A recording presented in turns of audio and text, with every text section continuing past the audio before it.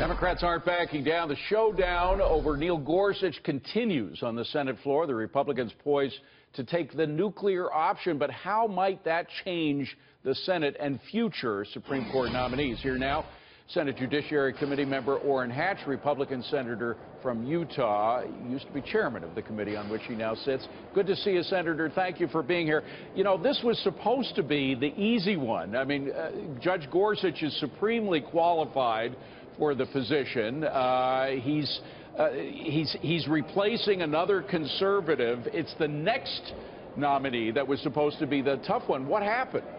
Well, I think the Democrats are just so bitter about having lost the election to Donald Trump that they're just pouting all over the place, and I think it's stupid on their part. They look like idiots. Here's one of the finest judges in the country, one of the most winning personalities. He has a tremendous reputation.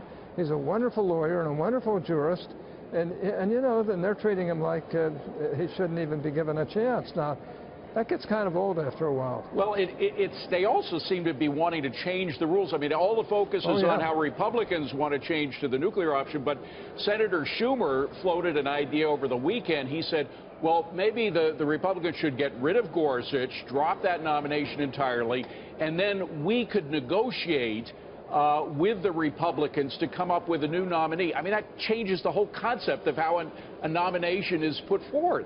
You got that right. Unfortunately for Senator Schumer, who's a friend of mine, but you know, he wasn't elected president. He doesn't have any right to. But how could he come up with an idea like that? It's so transparently against the way the Constitution lays it all out. Well, that's right, and it's transparently stupid too. And listen, the next one's going to be Armageddon, because that's going to change the nature of the court for a long time to come. So that's the one they ought to be concentrating on. Well, what could they do? Okay, so you guys are probably going to have to pass Judge Gorsuch with a simple majority. The same thing will happen with the next nomination, presumably if somebody retires over the next 2 years. So what happens exactly with the next one? What could they do for the next one that they haven't already done? Well, I think a lot depends on what presidential choice it is. You know, I can't imagine any Republican president not picking the very best nominee that he or she could possibly pick. And in this particular case, Trump has picked the best Circuit Court of Appeals judge in the country, and it's very hard to find any real reason to criticize. So the next one presumably will be President Trump, who will pick it. He has the right idea about getting the best people on the bench we possibly can, those who will abide by the law, not necessarily make laws from the bench, which is what the Democrats want. They want them to be a super legislature from the bench, and so they can get some of their crazy ideas into effect. And some of them may not be crazy, but they're stupid. And I just have to say, it's unbelievable. Yeah. But that's the way they are. Tell us what you really think, Senator. In the meantime, I want to get your take on Susan Rice. I'm trying to be nice. The president, well, there you go. That's interesting. The president telling Fox News that he believes that she may have committed a crime. Do you think that she should testify? Well, I think it ought to be looked into, and I do believe that the Intelligence Committee is looking into these problems. There's something terribly wrong with what happened there. I don't know enough about it to really comment, other than to know that there's something wrong here, and that the Intelligence Committee has got to follow through and look at it very, very carefully and get to the bottom of it. And I think they will. I hold the record for the longest service on the Intelligence Committee, so I can tell you they work very well together. And you think that that's the right body to go after it? Because, of course, there is so much that is wrapped up in partisan politics here. And, you know, whatever the outcome, it seems like one side is going to say that they don't feel good about the other side having been involved, because everybody has a vested interest. Well, it isn't the only committee that can do it, but right now it is the instant committee, the one that will will decide these things right off the bat. But I think it's got to be, we got to look through it, because if we can allow people to undermine the new president coming in and to do it in a way that's illegal, if that's the case, that's pretty serious stuff, and we don't want that to happen ever again.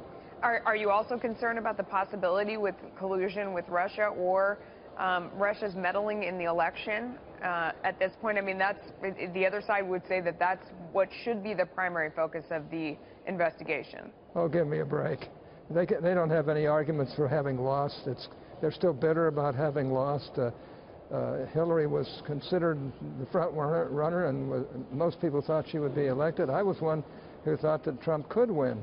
But I've got to say that it's just sour grapes, and the appropriate committee's looking into it, and I just, in all honesty, I'm getting a little tired of the Democrats screaming and shouting for no good reason. Well, but the other side of the aisle would say that 17 agencies agree that they did meddle in the election, and they want more information on that.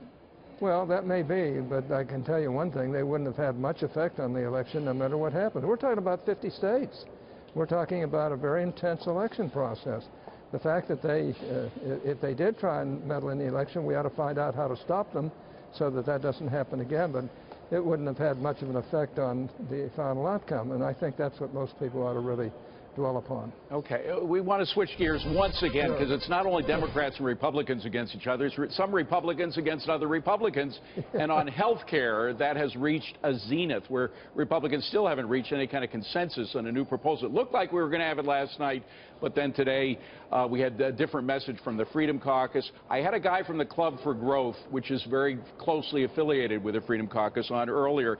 He said, problem is people like you, Senator, the establishment Republicans who have bought into the idea that universal health care has become a new right to every individual American, to which you would say what?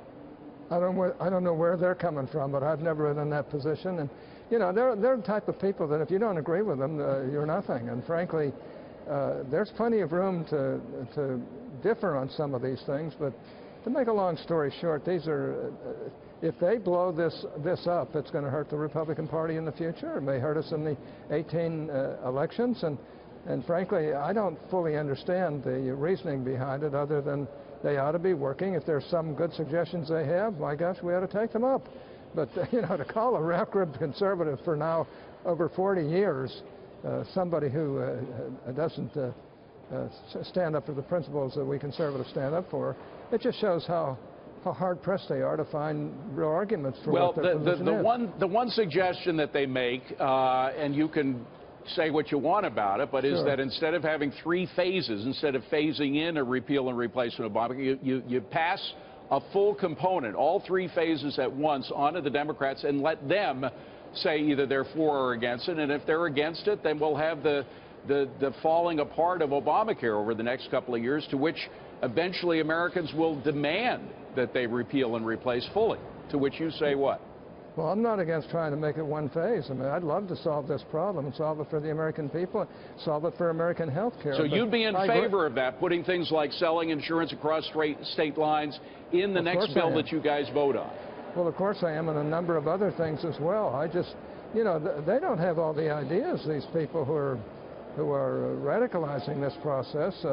And many of them are friends of mine, and in all honesty, I think they ought to wake up and realize, you know, you can't destroy the good because you're demanding perfection when it's impossible to get perfection.